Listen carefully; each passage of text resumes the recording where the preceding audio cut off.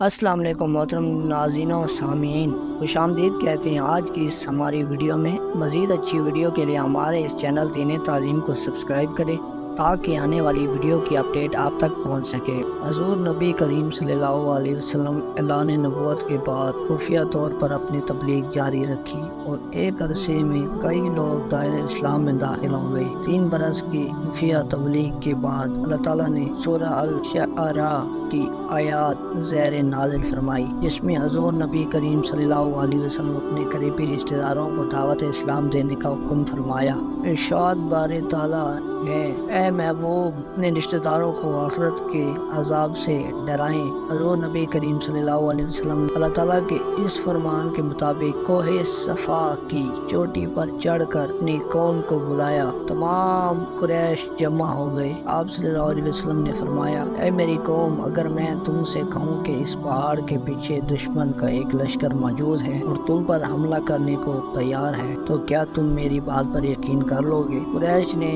بیگے زمین ہو کر کہا، ہاں، ہم اس بات کا یقین کر لیں گے۔ حضور نبی کریم صلی اللہ علیہ وسلم نے فرمایا، تو پھر میں تمہیں اللہ تعالیٰ کے عذاب سے ڈراتا ہوں اور دعوت حق دیتا ہوں۔ اگر تم لوگ ایمان لے آئے تو فلاح پاؤ گے، اور اگر ایمان نہ لائے تو عذاب خداوند تم پر نازل ہوگا۔ حضور نبی کریم صلی اللہ علیہ وسلم کی بات من کر قریش غصے میں آ گئے اور آپ کے چچا ابو لہب لوگوں کو بھڑکا کر واپس لے گئے۔ حضور نبی کریم صلی اللہ علیہ وسلم نے قریش کے واپس جانے کے بعد حضرت سیدنا علی المرتضیٰ سے فرمایا، اس شخص نے جلدی کی، تم ایک دعوت کا انتظام کرو جس میں تم بنی عبدالمطلب کو دعوت دو۔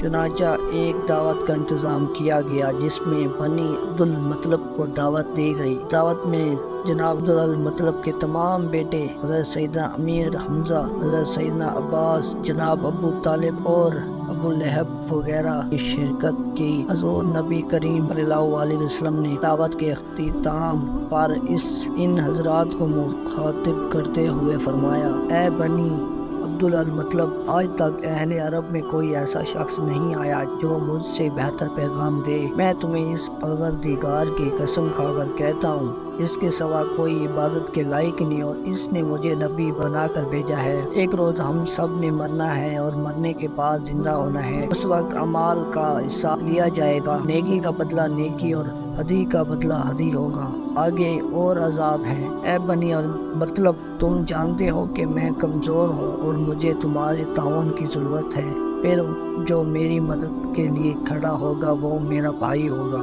تم میں سے کون ہے جو میری اس دعوت کو قبول کرے؟ حضور نبی کریم صلی اللہ علیہ وسلم کی اس دعوت کو سن کر بنی عبدالمطلب نے منہ پھیر لیے۔ حضرت سیدنا علی المرتضیٰ کھڑے ہوئے اور بلا خوف، یا رسول اللہ، بے شک میں عمر میں اس وقت چھوٹا ہوں، کمزور ہوں، مگر آپ کی مدد کروں گا۔ اس بات کی جواب میں کریم صلی اللہ علیہ وسلم نے فرمایا، اے علی، تو میرا بھائی اور وارث ہے۔ حضرت سیدنا علی المرتضیٰ کی کم سنی اور ان کی جسمانی کمزوری کو ابو لہب نے مذاق اڑانا شروع کر دیا، لیکن وہ بدبخت آپ کی قوت اور روحانی کا ادراک کرنے سے قاصر تھا۔